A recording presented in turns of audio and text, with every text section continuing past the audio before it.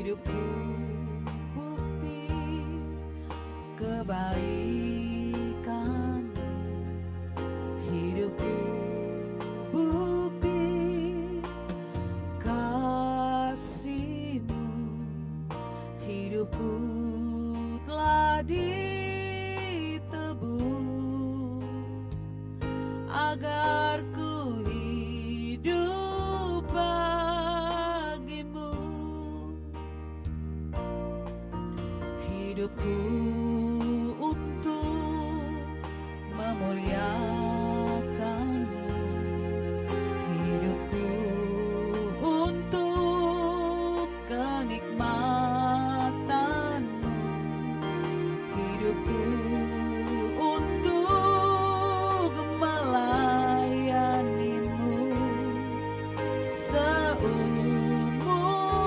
hidupku.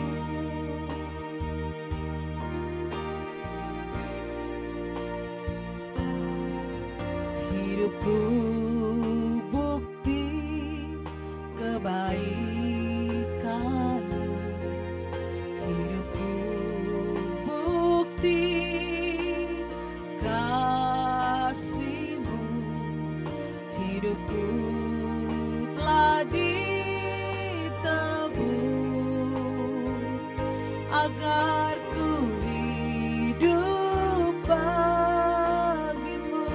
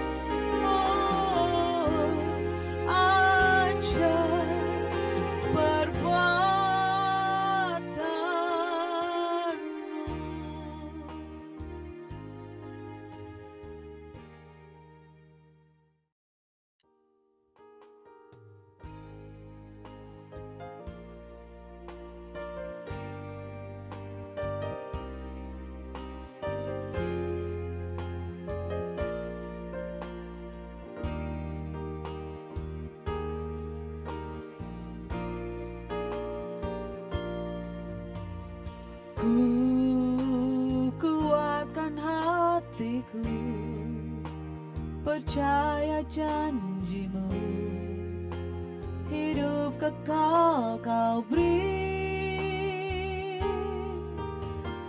kepada hamba-Mu yang setia, selamanya bersama-Mu.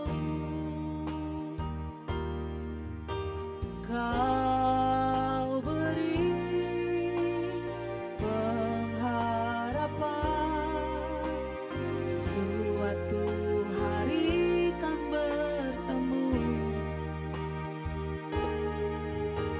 di surga yang kekal bersama-Mu Bapa. Kau beri sukacita dan damai sejahtera. Allahku, kuatku, besertaku selamanya. Ku sembah Kau Tuhan, ku sembah Kau Tuhan. Nama-Mu dimuliakan dalam hidup dan matiku.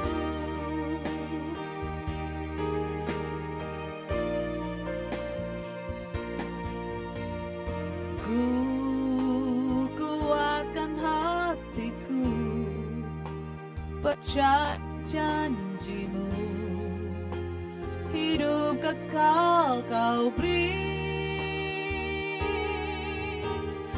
kepada hamba-Mu yang setia, selamanya bersama-Mu. Kau beri pengharapan,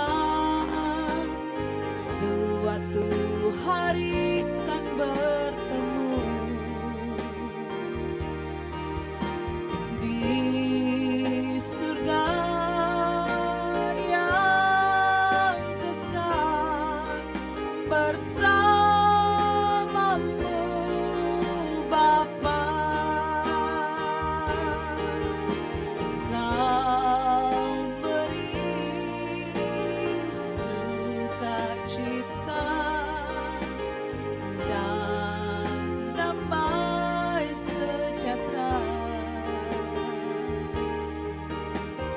Allahku, kuatku, besertaku selamanya.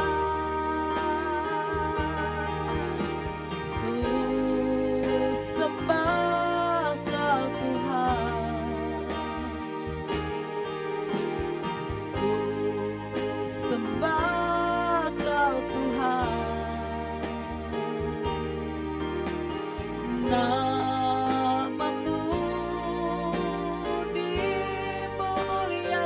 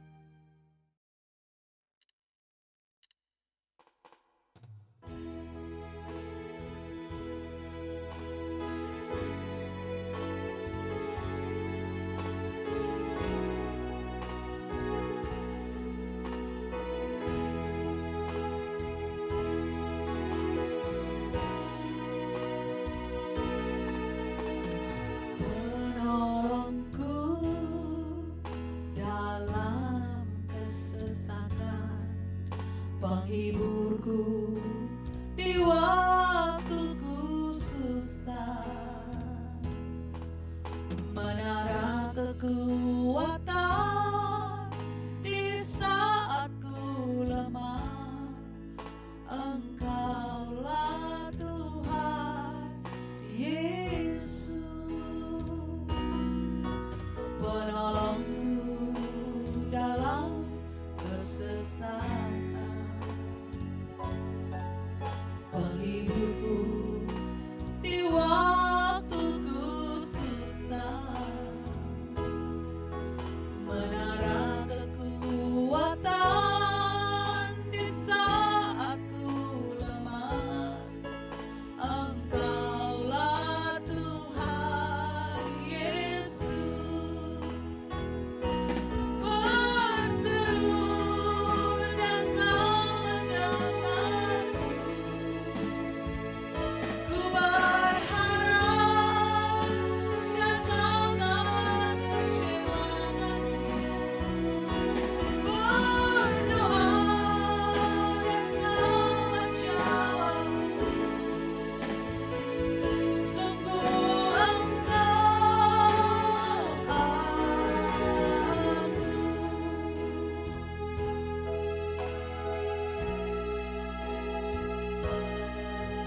penolongku dalam kesesatan,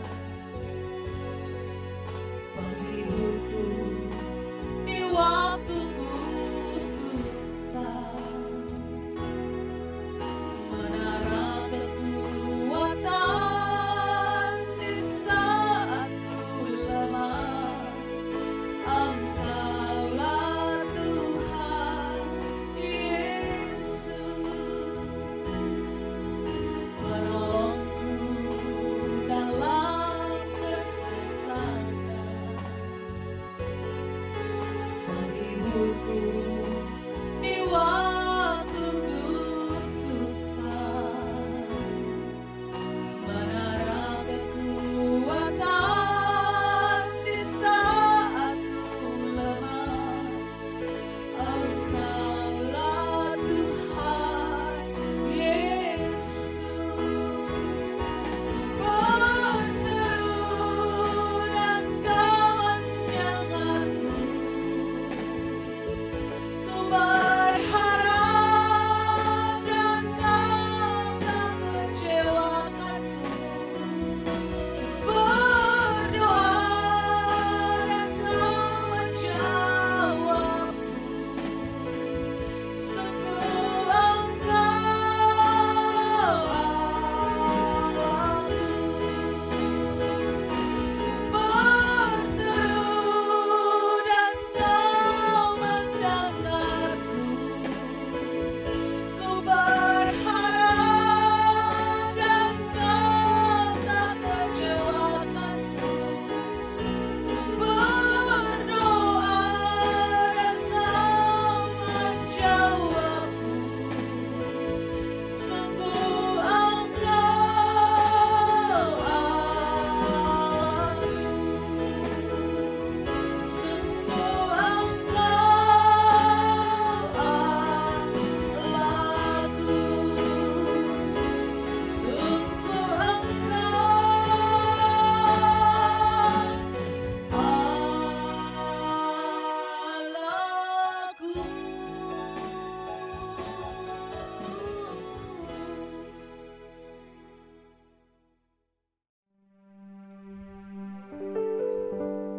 Shalom, salam sejahtera bagi Bapak Ibu sekalian yang senantiasa mengikuti acara Exousia Bible Teaching. Senang kita berjumpa kembali dalam minggu ini, di hari ini, dan kita bersyukur penyertaan Tuhan selalu ada dalam kehidupan kita. Amin. Dan marilah kita mempersiapkan hati untuk beribadah kepada Tuhan, masuk dalam hadirat-Nya yang kudus, agar kehidupan kita semakin diubahkan dari hari ke hari. Kita akan nyanyikan pujian ini, Aku Memilih-Mu Tuhan. Engkaulah satu-satunya Allah dan Tuhan. Bagiku, bagi keluargaku, bagi semua orang aku cintai. Engkaulah segalanya.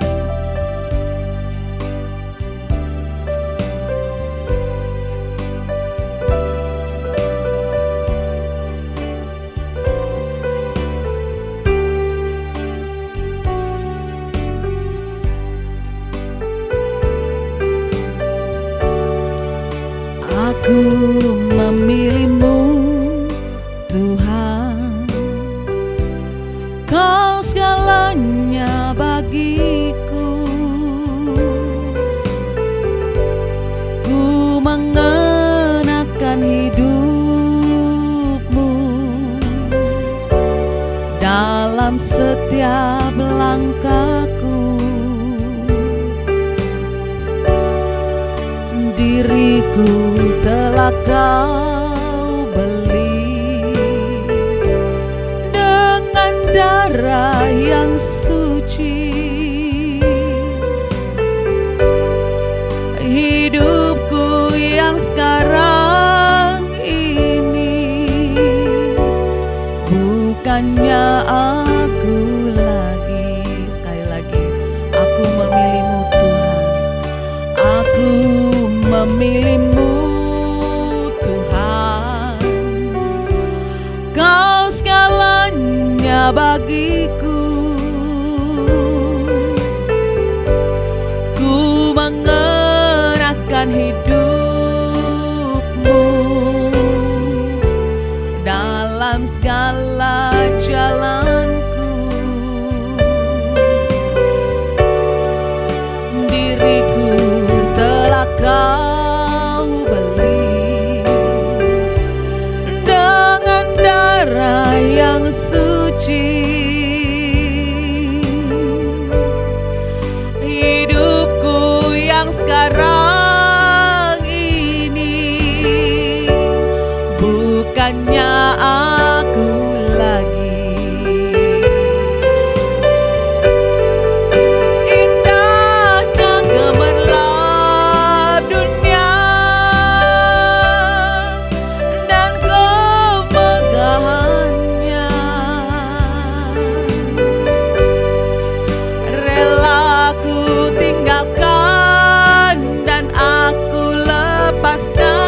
Tak ku ingini lagi. Kini mataku memandang Tuhan Yesus kan datang. Langit dan bumi yang baru, kerinduan hatiku. Mari sekali lagi nyatakan di hadapan Tuhan. Aku memilih-Mu, Tuhan. Kau segalanya bagiku. Ku mengenakan hidup-Mu dalam setiap langkahku.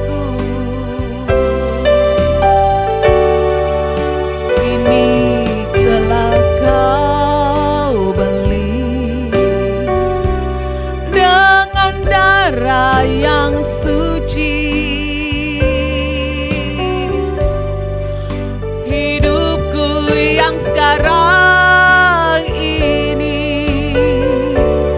bukannya aku lagi.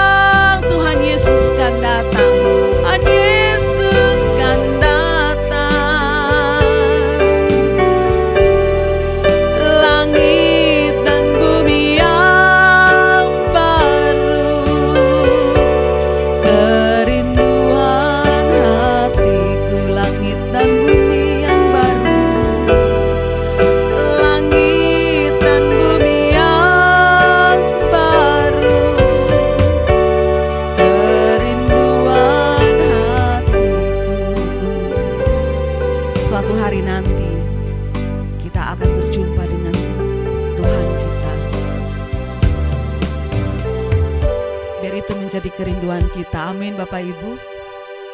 Kalau kita melihat bumi tempat kita berada sekarang, ini adalah sementara.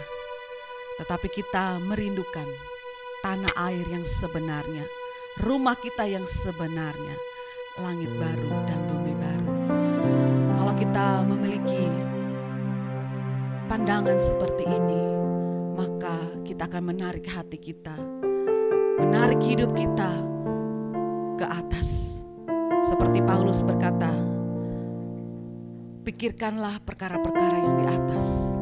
Karena perkara-perkara di atas itu adalah perkara-perkara yang membawa kemuliaan bagi Tuhan dan memberi kita kepastian bahwa Dia, Allah kita, sungguh benar-benar ada. Dan biarlah kita senantiasa merindukan itu dalam hati kita. Amin. Biar pujian ini boleh mengantar kerinduan kita kepada Allah, bahwa kita merindukan rumahnya yang abadi.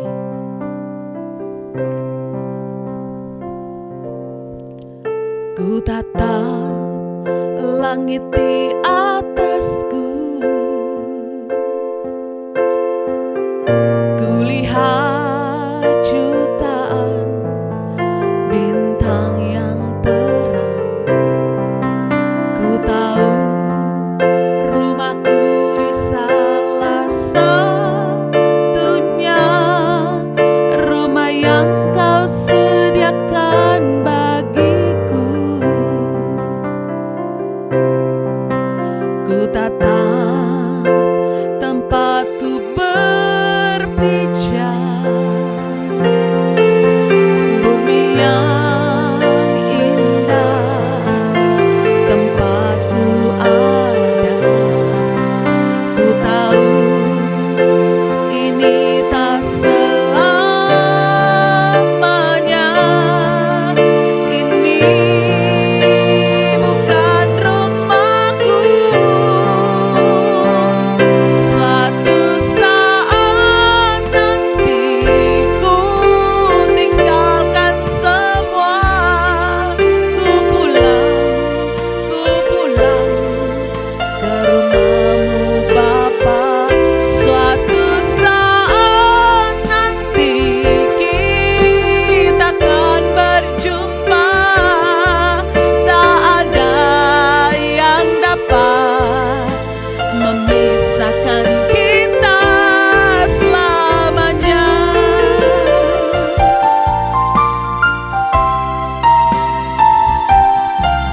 Ku tatap langit di atasku, ku lihat jutaan bintang yang terang. Ku tahu rumahku di salah satunya, rumah yang Kau sediakan bagiku. Ku tatap tempatku berpijak, bumi yang indah tempatku ada. Ku tahu ini tak selamanya, ini bukan rumahku. Suatu saat nanti ku tinggalkan semua, ku pulang ke rumahmu Bapa. Suatu saat nanti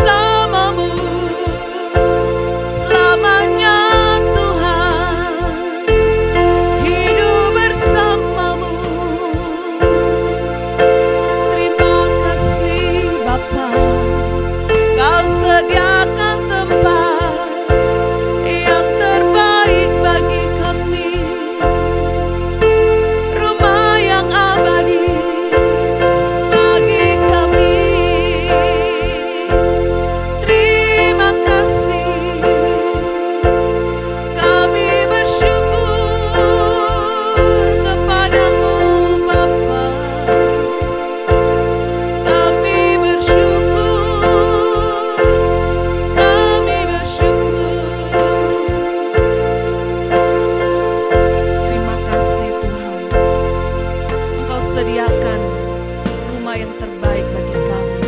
Setiap orang yang hidupnya berkenan di hadapan Tuhan. Setiap orang yang melakukan kehendak-Mu. Setiap orang yang mengerjakan pekerjaan-Mu dan menyelesaikannya. Setiap orang yang setia sampai akhir. Setiap orang yang bertahan sampai kesudahannya. Kiranya Tuhan memberkati kami, agar kami memiliki iman yang terus kami pelihara sampai hari kedatangan-Mu. Sebab kami merindukan hari itu Bapa. Ketika Tuhan datang kembali, menjemput kami, membawa kami pulang ke rumah kami yang sesungguhnya. Dan kiranya Tuhan berfirmanlah melalui hamba-Mu. Biar setiap kebenaran yang disampaikan boleh membuat kami mengerti. Membuat kami memahami maksud-Mu Tuhan. Agar kami tidak menyia-nyiakan kesempatan hidup kami di dunia ini. Tetapi kami berlomba-lomba masuk dalam pertandingan yang Tuhan telah sediakan bagi kami. Pertandingan iman yang harus kami selesaikan sampai akhirnya. Terima kasih Tuhan Yesus. Kami mengucap syukur. Amin. Shalom Bapak Ibu. Hari ini kita akan melanjutkan seri Al-Khotbah. Masih dalam subtema membangun pikiran Kristus dengan tema besar mempersiapkan diri menghadapi kedatangan Tuhan. Nah, minggu lalu kita sudah tiba pada slide pembahasan Titus 2 ayat 12-14. Nah, yang saya ingat adalah ayat ini saya belum jelaskan. Saya baru menayangkan pada minggu lalu. Kalau Anda bisa cek di YouTube. Dan sekarang saya akan menjelaskan. Nah, kenapa? Karena pikiran setiap kita harus dididik oleh pikiran-pikiran yang benar, yang berasal dari firman Allah. Agar kita bisa mengalami pembaharuan, terbentuk pikiran yang serupa dengan Kristus. Filipi pasal 2 ayat 12-14. Ia mendidik kita supaya kita meninggalkan kefasikan dan keinginan-keinginan duniawi, dan supaya kita hidup bijaksana, adil, dan beribadah di dalam dunia sekarang ini. Ayat 13. Dengan menantikan penggenapan pengharapan kita yang penuh bahagia dan penyataan kemuliaan Allah yang maha besar dan juru selamat kita, Yesus Kristus. Ayat 14.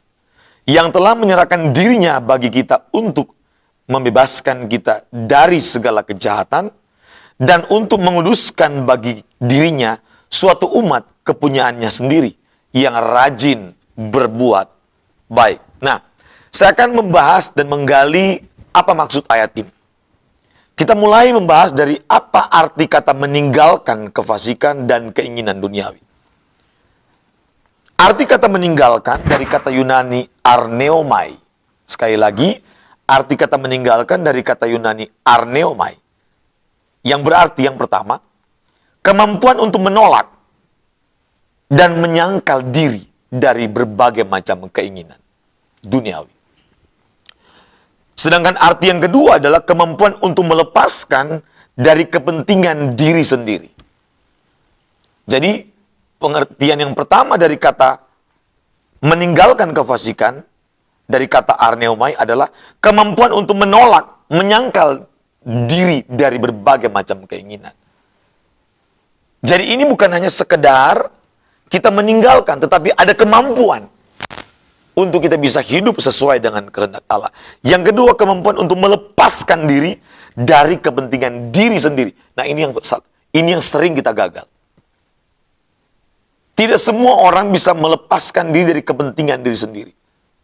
Itulah sebabnya firman Allah perlu mendidik kita. Dalam 2 Timotius pasal 3 ayat 16-17 berkata, segala tulisan diilhamkan Allah bermanfaat untuk mengajar, menyatakan kesalahan, memperbaiki kelakuan, dan mendidik orang dalam kebenaran. Kita harus memiliki kesimpulan dan kesepakatan yang final bahwa hanya firman Allah yang dapat mendidik kita agar kita hidup dalam kebenaran. Karena di luar firman Allah tidak ada kebenaran. Yang ada adalah norma umum. Yang ada adalah standar moral umum, tapi tidak memiliki kebenaran sama sekali. Kenapa? Karena ketika firman Allah mendidik kita, kita bukan hanya mampu bisa mengatasi perbuatan-perbuatan dosa, tapi kita juga mampu mengatasi keinginan-keinginan dosa. Itulah sebabnya konsep keselamatan yang benar menurut Alkitab adalah usaha Allah mengembalikan setiap orang pada rancangan Tuhan semula. Maksudnya apa? Maksudnya begini. Ketika kita masuk dalam proses penyelamatan Allah, memberi diri untuk diselamatkan, maka kita harus memiliki respon yang benar. Yaitu apa? Mengerjakan keselamatan. Dibaharui cara berpikir kita. Cara berpikir kita yang dulu yang salah, harus kita baharui dengan firman Allah, agar kita memiliki cara berpikir yang benar. Dalam konteks apa? Dalam konteks keselamatan. Dari konteks keselamatan yang benar menurut Alkitab adalah setiap orang harus dikembalikan kepada rancangan Tuhan semula. Apa itu rancangan Tuhan semula? Ketika manusia memiliki keadaan berkodrat ilahi. Apa itu kodrat ilahi, Pak? Potensi yang berasal dari Allah untuk melakukan kehendak Allah. Artinya kalau kita sudah punya kodrat ilahi, sudah punya potensi melakukan kehendak Allah dalam segala situasi, dalam segala kondisi, berarti kita tidak lagi memiliki potensi atau keinginan-keinginan dosa. Itu namanya dikembalikan pada rancangan Tuhan semula, yaitu keadaan berkodrat ilahi yang serupa dengan Kristus. Itu maksudnya, Bapak Ibu. Ya, maka perlu kita berusaha berjuang untuk membangun pikiran-pikiran Kristus dalam hidup kita. Arti kata meninggalkan kefasikan dan keinginan duniawi yang kedua, yang ketiga adalah kemampuan untuk menemukan dan membuktikan kepalsuan-kepalsuan pada diri sendiri. Nah, ini hati-hati. Banyak kali ketika kita menemukan fakta kekristenan di lapangan, orang hanya puas dengan tidak berbuat jahat lagi. Betul? Tidak berbuat dosa dalam bentuk perbuatan. Tapi tahukah kita bahwa dalam konteks keselamatan untuk dikembalikan pada rancangan Tuhan semula, yaitu serupa dengan Kristus, maka kita harus sampai kepada kemampuan mengidentifikasi kepalsuan-kepalsuan yang tidak nampak dalam perbuatan, tidak nampak dalam perilaku, tapi bertumbuh dalam batin, bertumbuh dalam pikiran. Ini yang harus kita lakukan. Tetapi ingat baik-baik, bagaimana caranya supaya kita bisa melakukan itu? Bagaimana supaya kita bisa mampu mengidentifikasi? Alkitab menjawab, Roma pasal 12 lagi. Kita harus dibaharui dari waktu ke waktu. Dibaharui cara berpikir kita. Supaya, nah ini kalimatnya bagus. Supaya kita mampu membedakan manakah kehendak Allah, apa yang baik, berkenan, dan yang sempurna. Kata membedakan itu berasal dari kata dokimaso. Apa itu dokimaso? Ketajaman untuk membedakan yang benar dan nyaris benar. Ketajaman untuk mengidentifikasi kepalsuan-kepalsuan yang tertutup rapat, tersimpan dalam batin, tersimpan dalam gairah, tersimpan dalam pikiran yang tidak dapat dilihat oleh manusia, yang tidak terekspresi dalam bentuk perilaku. Ini nggak sembarangan. Kalau kita tidak memberi diri untuk dibarui dengan firman Tuhan dari waktu ke waktu, kalau kita tidak berusaha berjuang untuk terus mengkonsumsi kebenaran, kalau kita tidak berusaha untuk dipimpin oleh Roh Kudus, kalau kita tidak berusaha untuk terus-menerus memiliki persekutuan yang intim dengan Tuhan, kita tidak punya dokimaso, ketajaman, kemampuan membedakan mana yang nyaris benar dan mana yang benar, mana yang racun-racun yang ada dalam diri kita. Monster-monster. Setiap kita pasti punya monster, betul? Kesombongan, keangkuhan yang tersembunyi, berhala yang tersembunyi yang tidak dapat dideteksi, terekspresi dalam bentuk perilaku. Itu kita semua punya. Dan kalau kita menganggap itu enggak masalah, sorry, kita tidak bisa mencapai keserupaan dengan Kristus. Yang keempat, arti kata meninggalkan kefasikan dan keinginan duniawi. Kemampuan untuk bertindak benar. Ini penting sekali. Kemampuan untuk bertindak benar bukan sekali-sekali. Bukan seminggu sekali. Oh, beribadah seminggu sekali, saya rutin, saya rajin. No. Tapi kemampuan bertindak benar dalam segala situasi, dalam segala kondisi. Ketika kita dibully, dihina, difitnah, diperlakukan tidak adil, kita harus mampu untuk bertindak benar, berespon benar. Yang berikutnya, arti meninggalkan kefasikan dan keinginan duniawi. Kemampuan untuk tidak menerima atau menolak sesuatu yang ditawarkan dunia. Jadi kemampuan untuk tidak menerima atau menolak sesuatu yang ditawarkan dunia. Nah, saya beberapa kali menyampaikan, dalam perjalanan hidup manusia atau perjalanan kekristenan, di bagian kiri kita dan bagian kanan perjalanan kita menuju ke surga, itu ada dua. Pertama di kiri itu testing, yang kedua di kanan itu temptation. Testing itu adalah ujian, kesukaran, penderitaan, tantangan. Sedangkan temptation adalah godaan, tawaran-tawaran, cobaan-cobaan yang dapat membatalkan perjalanan iman kita, yang dapat membuat kita meleset dari ketepatan melakukan kehendak Allah. Dan kita harus mampu menaklukkan dan mampu untuk selalu bersikap benar dan bertindak benar. Ini adalah paket perjalanan sebagai orang percaya. Tidak mungkin kita tidak mengalami itu. Semua kita pasti mengalami. Dan kita harus bisa lulus, bisa mampu bertindak benar dalam segala situasi dan kondisi. Ya, kita harus mampu menolak tawaran-tawaran itu. Saya ingat betul ketika saya dulu pernah ditawarin menjadi masuk di pengurus partai. Saya ingat betul ketika istri saya, mertua saya menawarkan, udah kamu jadi calon wali kota. Butuh John, supaya kamu kasih contoh. Supaya kamu bisa kasih contoh bagaimana membangun kota. Dan saya bilang, Pak, mohon maaf, saya dipanggil bukan untuk menjadi Esther. Saya dipanggil untuk menjadi Mordekai. Artinya, saya dipanggil untuk mempersiapkan pemimpin, bukan saya harus menjadi pemimpin di satu kota. Kita harus mengenali, kita harus bisa mendeteksi, mampu menolak tawaran-tawaran yang akan membuat kita melenceng dari panggilan Allah. Amin.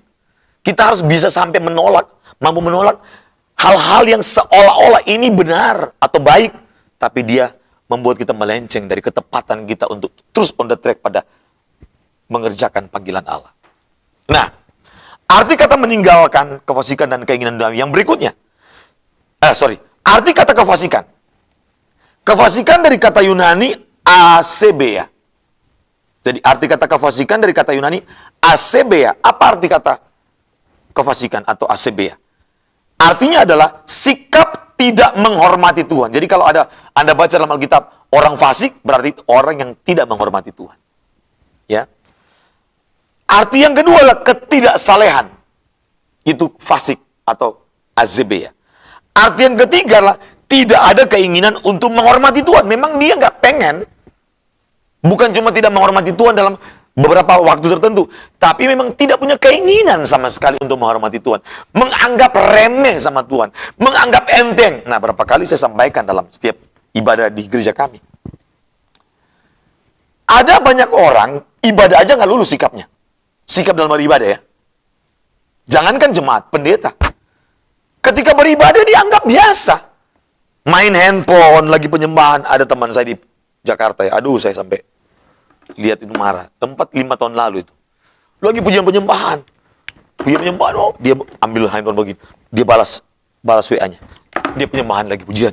Oh, baru dia ambil lagi, balas lagi WA. Dia begini lagi. Saya jadi terganggu, Bapak Ibu. Sikap tidak menghormati Tuhan dalam ibadah.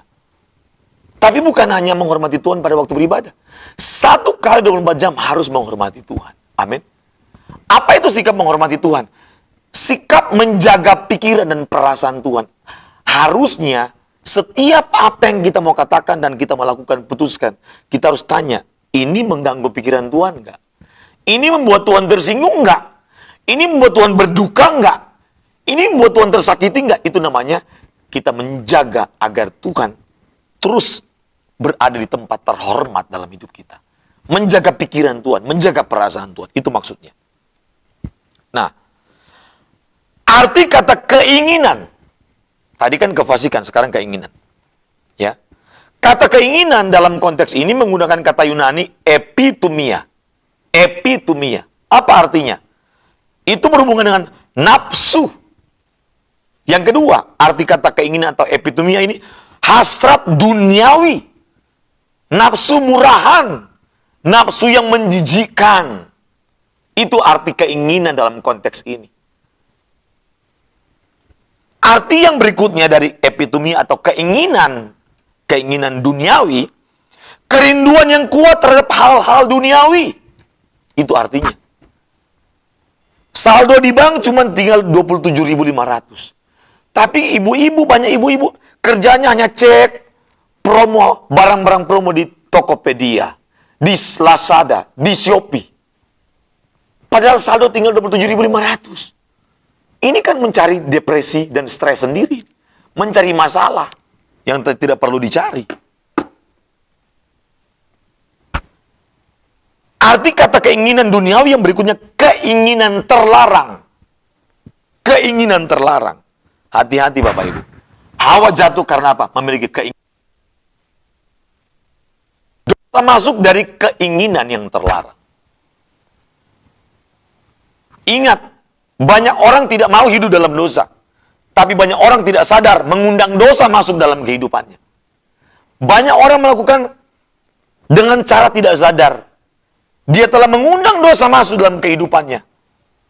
Tapi dibilang saya nggak mengundang dosa. Saya tidak mau terikat dan hidup dalam dosa. Tapi faktanya, dia mengundang dosa masuk dalam kehidupannya. Cara mengundangnya gimana? Kapan Anda mengundang dosa masuk? Kapan? Ketika kita memiliki keinginan-keinginan terlarang. Halo? Keinginan-keinginan daging, nafsu-nafsu murahan. Anda sudah mengundang dosa masuk. Anda mungkin tidak mengundang maut masuk. Tapi ketika Anda mengundang dosa masuk, paketnya adalah maut dan kematian. Jelas? Itu paket. Jadi ada keinginan, maka keinginan terlarang dosa masuk. Ketika Anda telah mengundang dosa masuk dalam diri Anda, maka paketnya maut. Paket dari maut dan dosa, kematian. Paket dosa, maut, dan kematian apa? Kebinasaan. Maka jangan salah menggunakan keinginan. Kita harus pastikan bahwa tidak ada keinginan-keinginan duniawi yang menguasai hidup kita. Yang berikutnya. Iblis mengerti kekuatan keinginan dalam imajinasi manusia. Maka dengar baik-baik, Bapak. Dengar baik-baik ini. Kita sedang berada di era postmodern dengan filsafat zaman namanya post-truth. Saya sudah menjelaskan beberapa bulan yang lalu. Target dari post-truth adalah masyarakat yang no truth, tidak punya kebenaran, masyarakat yang no logic, tidak menghargai standar-standar logika, dan yang ketiga, masyarakat yang no meaning, tidak menghargai bahwa manusia kehidupan itu memiliki makna. Hidup itu harus bermakna. Hidup itu harus memberikan manfaat bagi banyak orang. Hidup itu harus memberikan kontribusi bagi kemajuan, bagi kemanusiaan. Ini target dari strategi post-truth di zaman ini. Apa buktinya? Buktinya, ketika hoax disebarkan, itu lebih cepat daripada kebenaran. Hari ini, orang memviralkan hoax, berita hoax lebih cepat. Dan kita harus mengakui, Ahok tumbang gara-gara hoax. Ahok tumbang gara-gara hoax. Dan ingat, hoax pertama ada di Taman Eden. Apa akibatnya? Ketika manusia pertama percaya pada hoax yang diberikan, disuntikan oleh iblis di Taman Eden, maka seluruh manusia berdosa. Jelas? Hoax kedua terjadi ketika Yesus bangkit. Ketika Yesus bangkit, prajurit Romawi ingin mengabarkan itu, menyebarkan berita kebangkitan Yesus di kota Yerusalem. Maka di tengah jalan ketemu dengan imam dan ahli Taurat. Ketemu. Maka prajurit Romawi dalam keadaan ketakutan untuk menyebarkan. Ketemu dengan ahli Taurat, imam-imam Yahudi. Dia bilang, Yesus sudah bangkit. Maka ahli Taurat dan imam bilang begini, "Shh, shh. Jangan pernah bilang Yesus bangkit. Ini ambil uang ini. Disuap. Sebarkan di seluruh kota bahwa Yesus tidak bangkit, tapi mayatnya dicuri oleh murid-muridnya." Mengakibatkan seluruh Yahudi sampai hari ini tidak percaya sama Yesus. Betapa bahayanya hoax. Maka kalau ada hoax yang menyebar di gerejamu, di kampusmu, di kantormu, di pelayananmu, jangan anggap remeh. Karena hoax adalah senjata yang dipakai iblis untuk menggeser kebenaran. Apa beda hoax dan kebohongan? Hoax adalah tidak ada peristiwa tapi dibuat cerita dan narasi.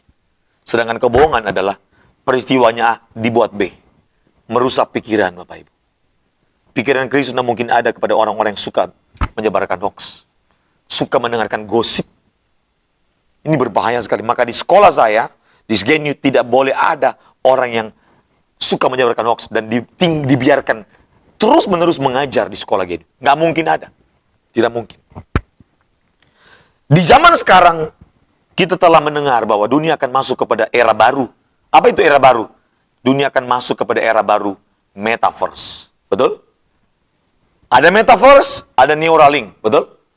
Ini adalah bisnis imajinasi. Catat baik-baik. Jadi metaverse dan Neuralink ini bisnis imajinasi. Dan saya prediksi, ketika semua di seluruh dunia masuk kepada metaverse, dengar baik-baik, maka iblis akan menyempurnakan kejahatannya. Dan hanya ada dua model manusia di akhir zaman, menurut Alkitab. Manusia akan menyempurnakan kejahatannya, dan manusia akan menyempurnakan kesuciannya. Tergantung Anda memilih apa. Tergantung Anda memilih apa. Kalau kita terus mengkonsumsi kebenaran, maka kita terus akan membangun kompetensi kebenaran, kecakapan untuk melakukan yang benar. Potensi kebenaran, potensi keilahian, potensi kesucian kita akan bangun terus. Karena setiap manusia memiliki potensi. Dan potensi itu Tuhan install dalam otak manusia. Ada potensi spiritual, ada potensi mental, ada potensi moral, ada potensi intelektual. Tergantung kita mengembangkan potensi ini dengan benar atau tidak. Potensi spiritual, di dalamnya ada kesucian. Kita kembangkan dengan apa? Mengkonsumsi kebenaran. Rajin melakukan yang benar. Rajin untuk terus-menerus mengerjakan keselamatan. Rajin untuk memiliki persekutuan yang intim dengan Tuhan. Rajin untuk terus-menerus hidup suci. Maka yang berkembang adalah potensi kesucian. Maka kita akan menjadi orang yang cakap untuk melakukan yang benar. Kenapa? Potensi telah berubah menjadi kompetensi. Jadi kesucian itu potensi yang bisa kita ubah menjadi kompetensi. Melakukan kehendak Allah itu potensi. Tuhan sudah taruh.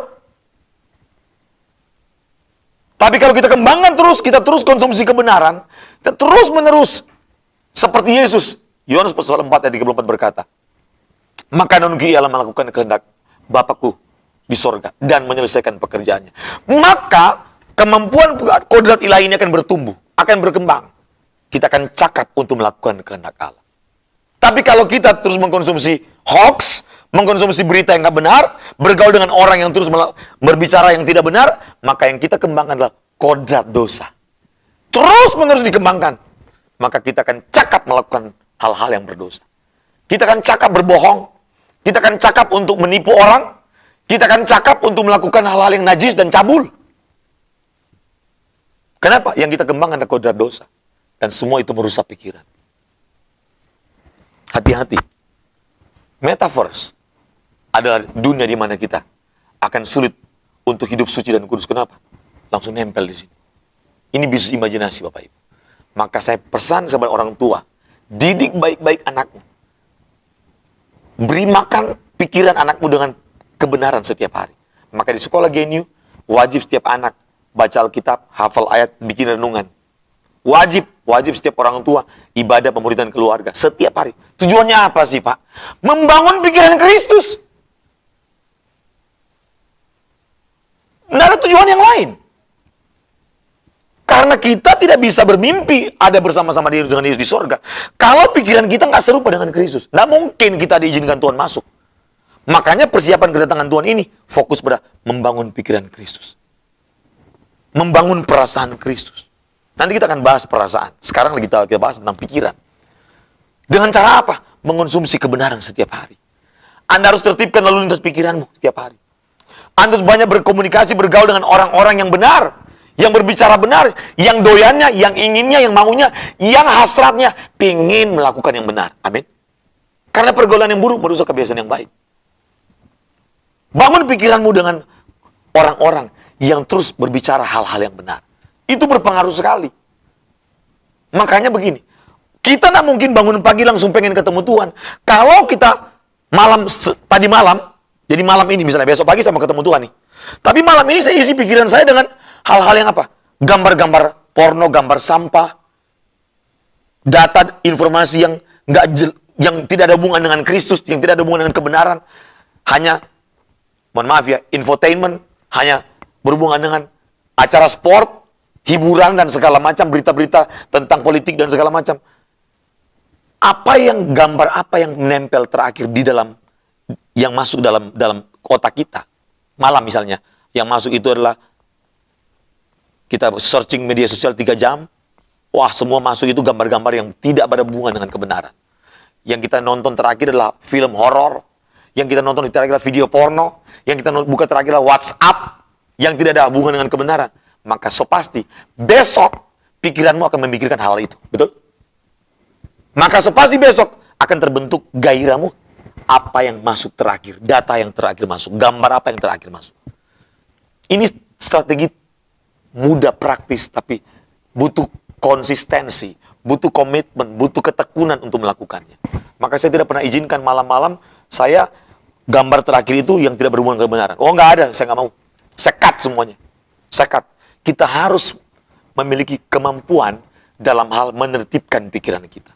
Jangan izinkan masuk hal-hal yang sampah dalam pikiranmu, dalam matamu, dalam pendengaranmu, dalam kebiasaanmu. Tidak boleh. Kita harus betul-betul memastikan bahwa apa yang kita lihat, apa yang kita dengar, apa yang kita lakukan, semua itu berhubungan dengan bagaimana membangun pikiran-pikiran Kristus. Bagaimana membentuk cara berpikir seperti Kristus. Bagaimana meningkatkan kualitas pikiran seperti Kristus. Sampai ke tahap begini, kita mampu mengidentifikasi hal-hal yang berhubungan dengan dosa yang tersembunyi dalam batin. Keinginan-keinginan dosa, gairah-gairah dosa. Kita mampu mengidentifikasi dan kita bilang, oh ini nggak boleh. Dan sampai kepada kemampuan untuk mematikan keinginan dosa yang ada dalam diri kita. Amin. Mari kita berdoa. Bapa, hamba sudah selesai berbicara Tuhan. Lanjutkan karyamu Roh Kudus. Sampaikan lebih dalam lagi. Jelaskan lebih dalam lagi. Dan berikan kepada kami kekuatan, kemampuan, ketekunan untuk berjuang membangun pikiran Kristus. Menertibkan pikiran kami. Menertibkan lalu lintas pikiran kami.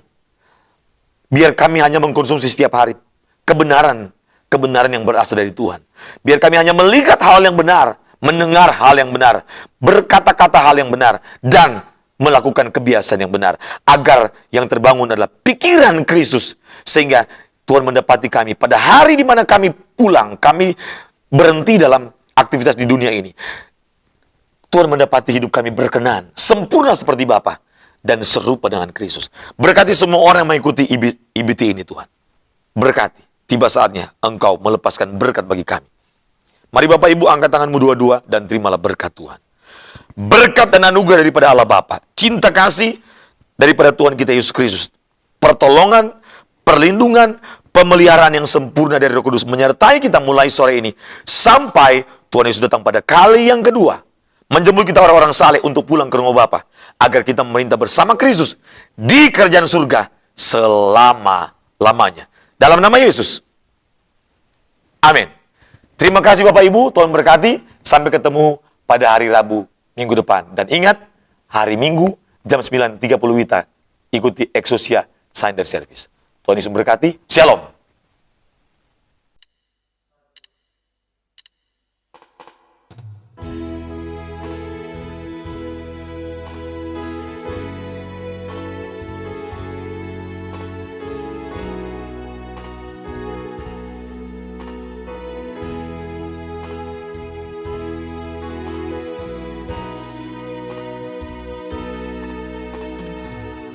Penolongku dalam kesesakan, penghiburku di waktuku susah,